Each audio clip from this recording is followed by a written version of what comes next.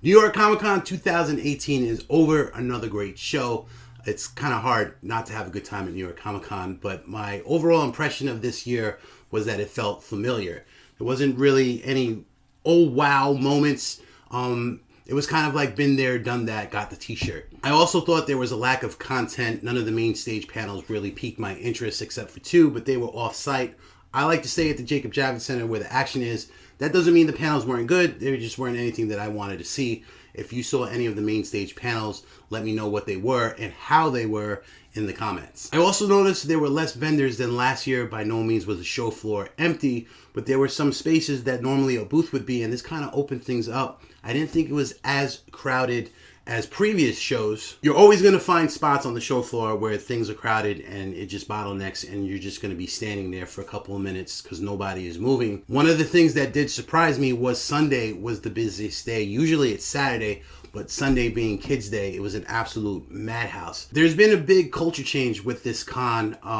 It's no longer a comic book convention. It's a celebration of pop culture. And I went to NYCC with a full list of back issues. And you would think with a show this size, New York Comic Con, I would be able to buy comic books. But on my long list of back issues, I was only able to get 2 comics. I was on the hunt for a Dead Yamcha Pop, and I found a vendor that had one. They were asking $35, which was more than I wanted to pay.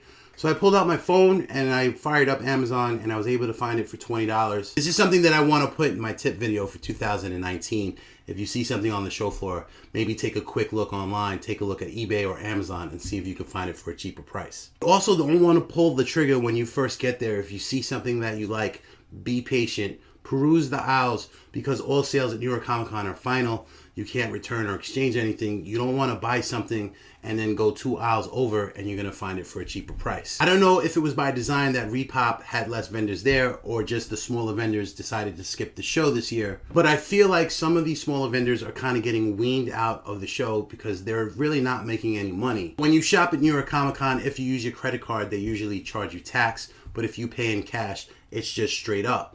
I bought a pop from a vendor and he asked me cash or credit. The pop was only $15.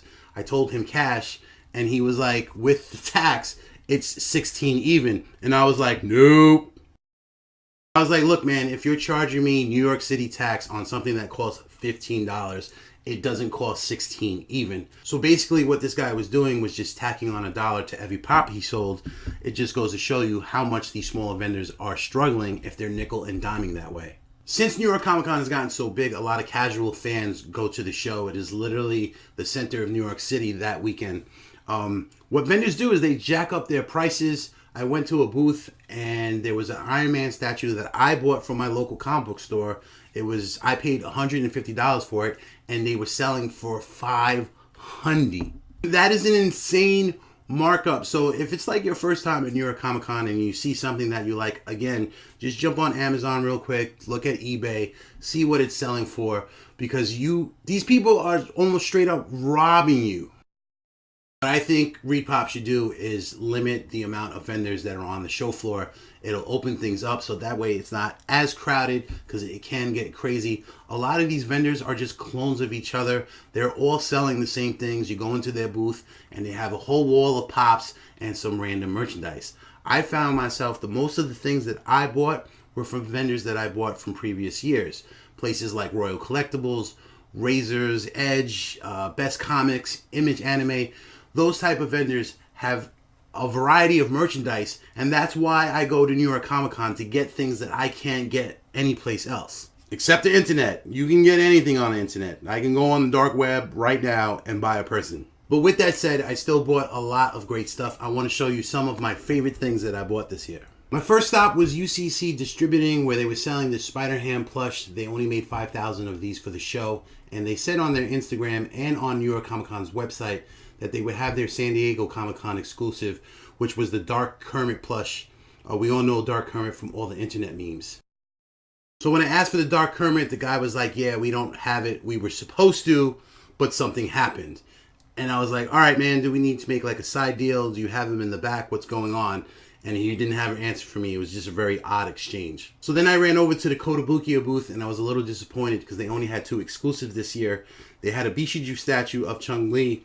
I'm a big collector of that line, but I just didn't really dig the statue. We all know she has that super attack with her legs. Ugh, these are my hands. But I did end up getting it for a friend, and the second exclusive they had was the Superman lanyard, and it came with this little rubber figure. But what I'm excited for is their merchandise that is coming out in 2019. They had a bunch of prototype statues in their display case. And on Thursday, Friday, and Saturday, they were giving away free posters. On Thursday, they gave away Scarlet. On Friday, they gave away the Baroness. And then on Saturday was a mystery reveal, and me and my friend tried to guess who it would be. My friend thought it would be Jinx. I guessed Lady J. And I guessed right, it was indeed Lady J. And the great thing about this is going to be a new line, some new Bishiju figures that are coming out, I think sometime next year. If they are starting this G.I. Joe line, I hope we do get a Jinx finger. This is a finger. This is a figure. So how dope could it be if we got a Jinx statue or a Zorana statue, or I'm putting in a petition now, Kotobukiya, please make a Pythona statue.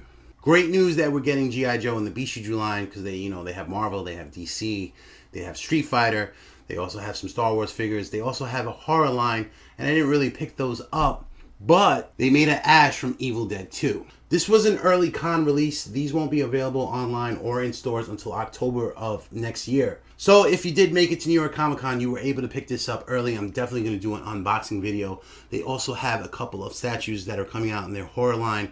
I took some pictures. I don't want to say it now because I want to save it for the unboxing video. And also, there is a new line coming out there. And spoiler alert, because I need to share for all you bronies out there, they're starting a My Little Pony Bishiju line. So look that up online, guys. You can see some pictures there. I do have some myself, but I'm going to save it for the unboxing video. I'll probably upload that sometime later this week. Boom! So then I made my way over to the Bluefin booth, and they had two booths. And of course, I went to the wrong one. I was looking to snag the Nemesis Prime figure, and it was at the other booth, which was at the other end of the show floor. When I got to the right booth, the line was already 100 deep, but one booth was selling the Street Fighter and Mortal Kombat exclusives, and then the other booth was selling the Dragon Ball Z exclusives. I didn't want any of those.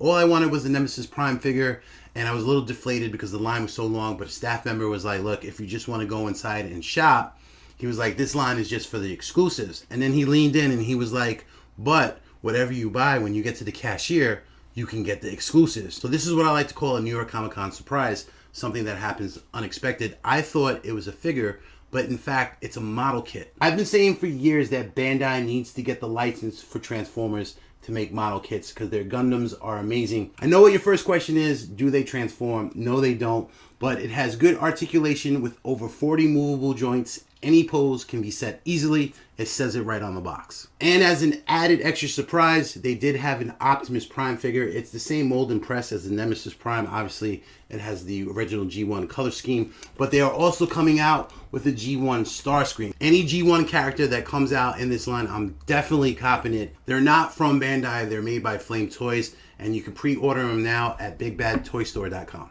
The next day I went back to the other Bandai booth, and I didn't want any of the exclusives. What I really wanted was the Bulma figure and the Master Roshi figure, but to my surprise they had a Majin Buu. He comes with alternate faces, he comes with a chocolate bar. Can I ask you guys an honest question? Is it fun anymore to collect Funko Pops? I am really fascinated by the level of fanaticism that people have for these Pops. I won the lottery for the Funko booth last year, and it was an absolute crazy experience. It kind of turned me off to the whole Pop scene. If I can get my hands on one, it's cool, but I just don't want to go crazy. It's just too much of a hassle and too much of a headache.